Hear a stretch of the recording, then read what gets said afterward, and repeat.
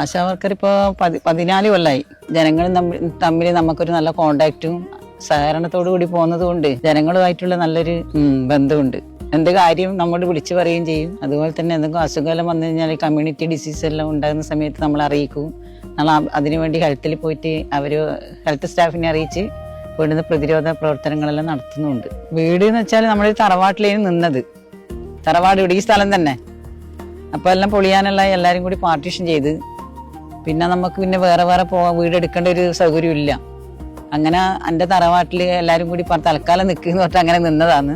അപ്പോൾ ലൈഫിൻ്റെ ഇങ്ങനെ ഒരു പദ്ധതി ഉണ്ട് എന്ന് അറിഞ്ഞിട്ട് നമ്മൾ അനിയൻ്റെ ഭാര്യ അവർ പറഞ്ഞ ഏതായാലും ടെൻഷൻ അടിക്കണ്ട, നമുക്ക് നോക്കിയിട്ട് ഇങ്ങനെ ഒരു പദ്ധതി ഉണ്ടല്ലോ അതിലേക്ക് നോക്കാന്ന് തൊട്ട് അങ്ങനെ ഇതിലേക്ക് ഞാൻ വന്നത്.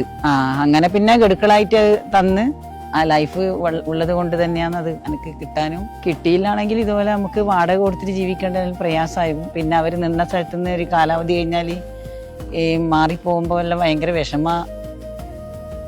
സംഭവിക്കുന്നതിലിടക്കിൽ ഇങ്ങനെ ഒരു പദ്ധതി ഉള്ളത് കൊണ്ട് അതിൽ നിന്ന് നമ്മൾ മുന്നോട്ട് വന്നു.